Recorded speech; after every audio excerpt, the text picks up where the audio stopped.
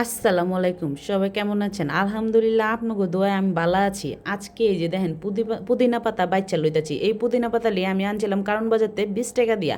তো এখানে আলু সিদ্ধ করে লইছি, পেঁয়াজ মরিচ কেটে লইছি, পুদিনা পাতা দিয়ে লইছি, আর এখানে বেসন গুলা লইছি। বেসনের মধ্যে আপনার একটু কালো জিরা দিছি, এর লেগে দানা দানা কালা কালা দেখা যায়।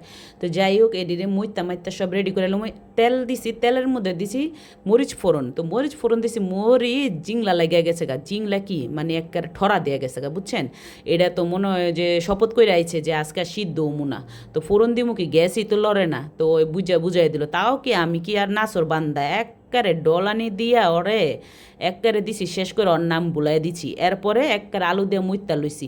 এখন দেখেন আলুটিরে সুন্দর করে কিমার আকারে একটা শেপ দিয়ে লইতেছি। এই শেপটা এই সবটিরে একবারে এরকম করে ডুমা ডুমা করে কাবাবের আকারে শেপ দিয়ে লইছি। এখন দেখেন ওই যে চুবাইয়া ওই যেই বেগুনগুলা কাইটে রাখছিলাম ওইগুলারে আগে দিয়া লমু। তো তেল দেখবেন যে তেলের কি অবস্থা, গ্যাস নাইকা তো কেমতে তেলই হইব। ওই যে দেখেন, দেখছেন? তেলের মধ্যে যাই দেন না কে কোনো কিছুই ফুলবো না, কারণ তেলে তো পাওয়ার নাইকা এমন হয়ে গেছে। তো যাই হোক, আমার তো করণ লাগবো। তো এই কারণে ওই যে দেখেন জাল, দেখছেন গ্যাসের অবস্থা? প্রত্যেক দিন এমনই হয়, কিন্তু আমার তো চরকির মতো কাম করা লাগে। আমি তো এরকম করে বয়ে থাকলে হয় না, হয় যেমন করে বয়ে থাকে। আমার তো চরকির মতো কইরা একের সময় মতো সব কিছু করণ লাগবো। তো এহিন্দা বেগুনটি সব ছাইরা দিয়ে লমু, মিনিমাম 3টা দিয়ে লইছি। আর এদিক দিয়ে আইছি বেল ভাঙতে, বেলের ইচ্ছা মতো আছড়ায় মাছড়ায় ভাঙ্গা লইছি। আয়া দেখি বেল শক্ত কাঁচা রইছে, একদমই কাঁচা। তারপরও আমি ওর ইচ্ছা মতো মইত্যা রস বাইর করে লাইছি ওর।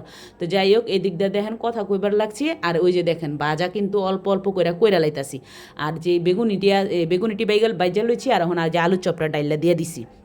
চপটি আস্তে আস্তে বাইর যায়, যে উড়াই লাইতাছি। এখন এটি উড়ানো হয়ে গেলে গা, তারপরে হইলো জামুগা ইয়াতে।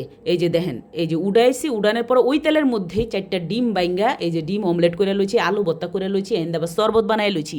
পুতুলি কয় কি উই খাইব হইলো গিয়া পান্তা বাদ দিয়া। তো এক একজনের এক এক মর্জি, আমি কি করুম? আমি তো চরকির মতো গুইরা কাম করে লাইকা। এই যে দেখেন এখানে কামচোর সবচেয়ে ঘরের ভিতরে হইলো সবচেয়ে বড় কামচোরটা হইলো এই ছোটোটা। ছোটো বাদশাহ এই যে দেখেন বয়া বয়া এটি ছিটতাছে, ওর কিন্তু কোনো কাম নাই, ওই খালি খায়া পারে, উই আর কিচ্ছু পারে না। তো যাই হোক, উই ওর মতো করতেছে, করার পরে এই যে দেখেন বড় মেয়ে আবার হাত না দিয়া পারে, হ্যাঁ ও আইছে একটু হাত লাগাইতে।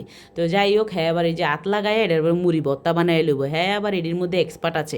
তো সবাই সুস্থ থাকেন, ভালো থাকেন, আমার চ্যানেলটাতে লাইক দিবেন, শেয়ার করবেন,